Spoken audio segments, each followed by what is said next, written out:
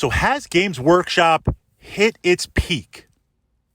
Have they hit the peak? Are they at the top of the mountain? And where is Games Workshop going to go from here? And I asked that question because it's been interesting to see, I want to say almost, what was the time frame here? The start of the summer, kind of spring, about a year ago, with jumping into Warhammer Plus and GW being very aggressive on YouTube and other platforms with content creators, them kind of spreading out. What is that next step going to be? Because like the Imperium itself, Games Workshop needs to continually expand, and certainly being out to make a profit, it's not just about getting new players into 40K or Age of Sigmar or whatever the system is going to be. Certainly that's important, but it's also about having new entry points and new revenue streams off of an existing IP. They don't need to do anything more with Space Marines. They've already got Space Marines. But how can Space Marines sell Space Marines selling Space Marines to you in multiple channels, multiple revenue streams? How can they push that out? And in exploring this, I wonder, have they hit their peak? This kind of brings us to the question. GW very much, in my opinion, and certainly in the comments, if it's different, they still view themselves as a model company, not necessarily a Games Workshop being that holdover from when it was Games Workshop, supporting other gaming systems, role-playing games and board games, but and Citadel Miniatures kind of being on the side, but Games Workshop being the umbrella for this idea that they produce miniatures. They're just and fantastic miniatures, awesome looking, great narrative. The rules are just an excuse to use them in some capacity. They don't even try to take the rules seriously. And one could argue, even outside of being a GW fanboy, that, the rule set should not be the main focus. The focus should be the models, and it should be dynamic, getting you to buy more and play more and push your collection forward.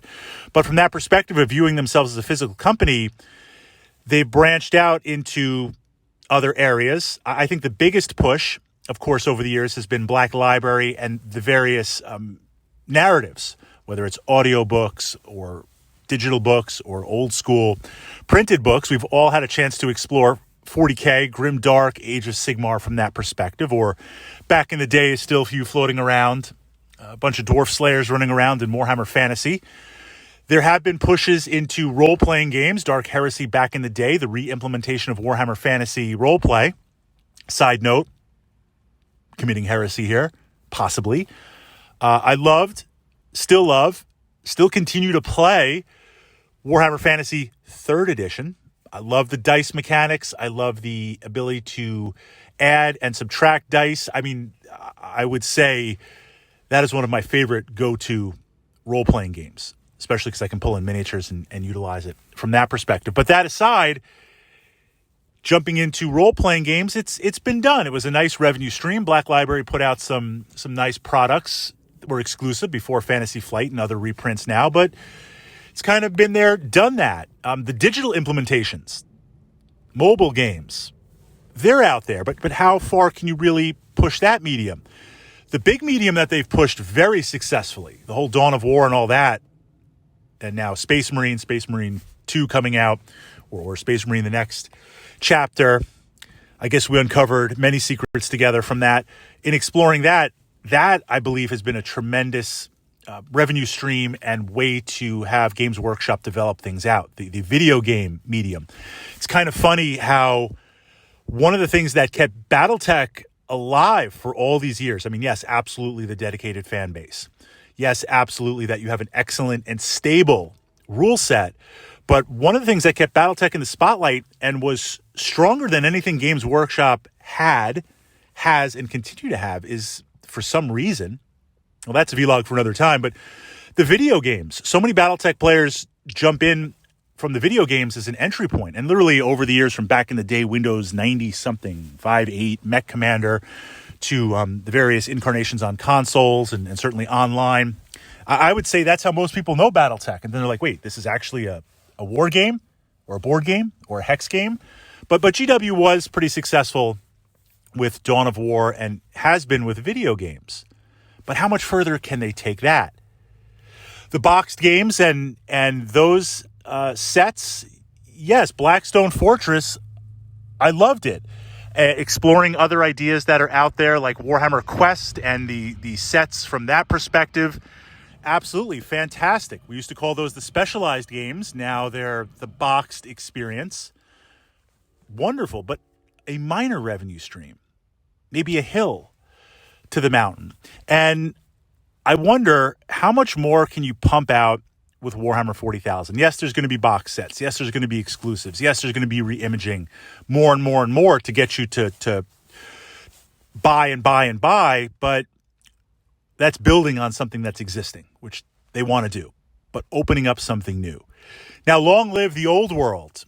You hear about these rumblings every now and then, coming 2020 something, the old world being re-released. Now, is this going to be a really re-implementation of Gothic Grimdark? Is it going to be a very narrow rule set? Is it going to be a bigger war system, more mass battles? Although at this point, look, Warhammer 40K, what's interesting, if you can get access to a PDF or you can get access to some of the older Warhammer materials, looking at a third edition, the classic Black Templar third edition rulebook, had the Black Templars on the front.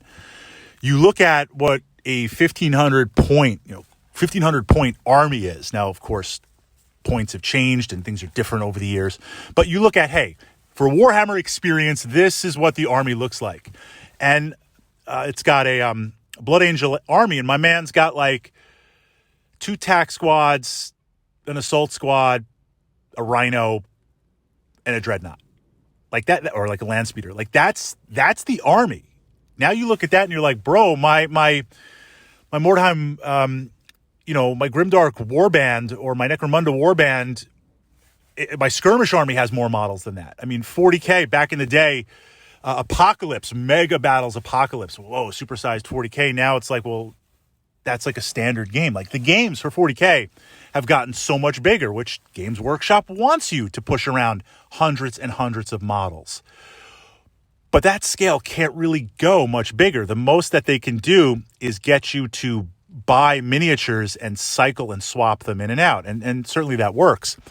But is there a true mass? I know people are like, Fritz, War Master, it's not dead. But something from that perspective, would a re-implementation is something that Games Workshop could go to that next peak? Could they implement a mass combat scale game? I mean, would they want to change the scale of the miniatures? I don't think they would. So reintroducing Warhammer Fantasy, Warhammer Old World as a GW scale combat game, war game, it's called Age of Sigmar. Well, Age of Sigmar isn't that. I mean, we're still kind of fooled like it's like a skirmish game or it's a small, intimate game that you play. The Games Workshop's working on it. Give it a few more years and you're going to see hundreds and hundreds and hundreds of models and crazy stuff in the armies. That's the inevitable. But going back to and thinking, have they peaked? What would be that next step to open? And that next step, I don't think it is a physical war game or a re-implementation or a reopening of something, because that can only be expanded so much. The only thing maybe I see, toys. And I'm not talking about the limited edition Space Marine statues or the cute little figurines. I mean like some real proper Grimdark toys. I want to buy my Space Marine and it comes with a bolter and maybe I can buy a Devastator and swap it out with a heavy weapon and like a true toy range. Like I want my Land Raider, right, to be able to utilize that in that capacity, pushing it out where it's more playable from that. Well, then 40K players be like, I can buy a pack of 10 Marines for $200, or I can buy the toy line and get a bigger scale for like, $60, and I'll just switch over all my 40K stuff to pre-printed toys.